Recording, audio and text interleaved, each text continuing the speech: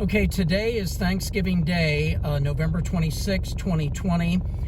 This is another video of the Cumberland Historic Cemetery organization. Today we're going to begin to decorate hundreds of our designated and protected grave sites. This video will consist of designated grave sites of the organization that are located in the western end of Allegheny County, Maryland. We're in Western Port at St. Peter's Cemetery. We're down in the southwest corner of Allegheny County, and we're going to go through an area known as Up the Creek through the Georges Creek region, where monuments of the organization have been erected over the past several decades. Okay, I'm Ed Taylor Jr., president of the Cumberland Historic Cemetery organization. As I said earlier, this is Thanksgiving Day. I'm here with my son Simon, who's making the video. This is our first designated and protected grave site. This monument is a replacement monument, and it was replaced in 2005. It was for Nicholas Scrivo, who was here from Italy visiting his daughter in 1911.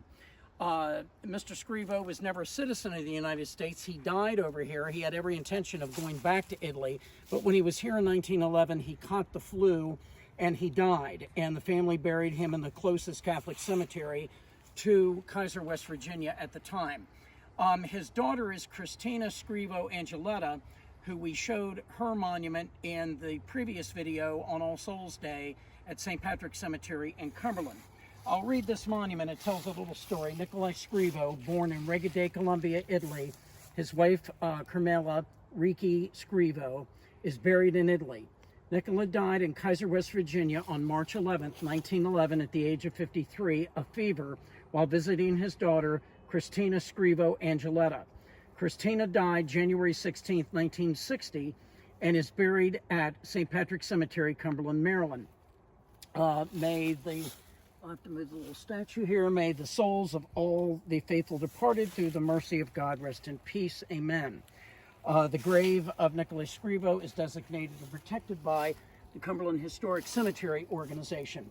We have the Sacred Heart of Jesus here, the Immaculate Heart of Mary, and of course the organization corporate seal.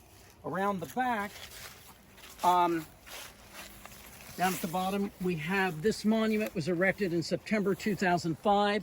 It replaces an old worn marble, smaller monument of the same style. The CHCO is a charter member of the Coalition to Protect Maryland Burial Sites. The original was of the similar style. It was smaller and it was marble and it was very, very worn. As you can look down through the valley, you can see the rest of St. Peter's Cemetery, and further on out, the cemetery out in the middle there of the valley, that's called Philo Cemetery, and we're going to go directly over and visit that site. Okay, this is one of our designated and protected monuments here in Philo Cemetery. Nobody is buried here, so we won't be putting any grave decorations, but this monument was paid for by one of our members, Tom Smith, who is an attorney and lives down in the state of Florida. He put this monument up through the organization 2 years ago. It's a beautiful obelisk. It's one of the, I'd say, the largest monument that we've ever erected through our designated and protected gravesite program.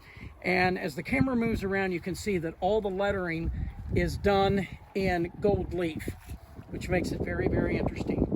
And then down at the bottom, you can see our corporate seal of the organization, and it states it will be a designated and protected gravesite someday. And let's hope Tom lives a very long time. Okay, we're now traveling further up the Georges Creek Valley in western Allegheny County, Maryland. We're at the Morse Cemetery. We have a monument here that was erected in 1995 by our late member, Jim Klipstein Sr., who just died in September. These are his great-great-grandparents. When we installed this monument in 1995, this cemetery was in such bad condition that you had to cut a path through the weeds. The black iron fence located behind the sign, the weeds were taller than the fence at the time. However, since then, local citizens of this area, this is located right outside of Barton, Maryland, they've restored this cemetery and beautifully maintained it. Okay, we're at the back of the Morse Cemetery. This is one of our designated protected grave monuments of John and Rebecca Klipstein, the great-great-grandparents of our recently deceased member James Klipstein Sr.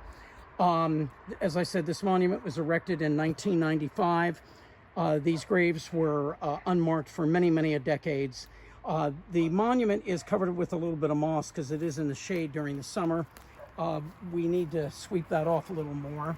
You can see our corporate seal is engraved in the base and also on the back.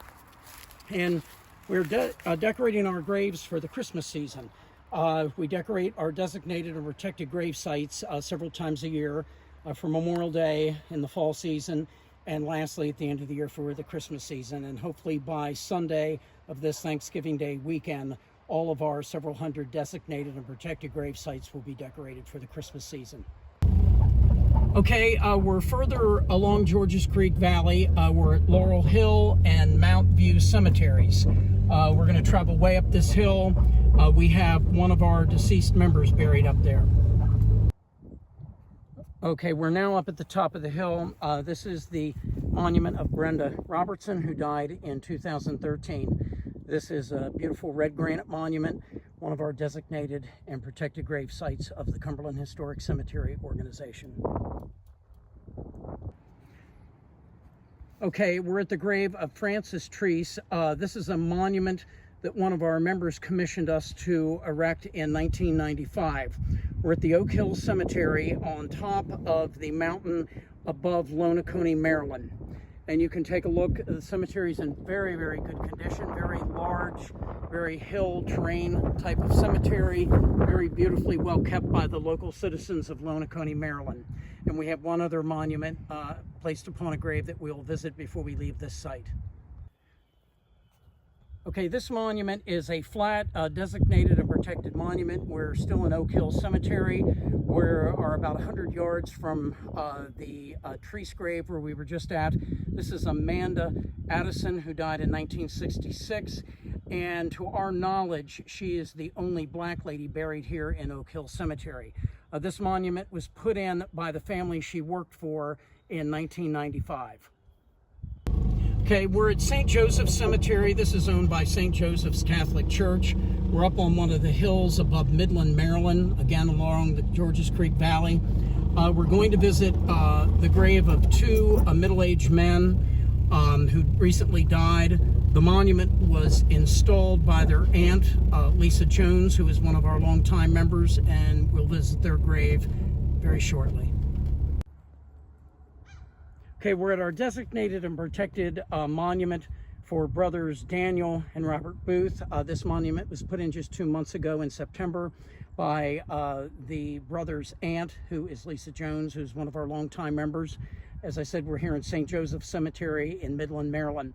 This will complete our video for today, Thanksgiving Day, November 26th of the year 2020, of our graves, which are known up the creek along Georges Creek Valley in western Allegheny County, Maryland. We will visit Frostburg from here, but we will have another video including those graves at a later date.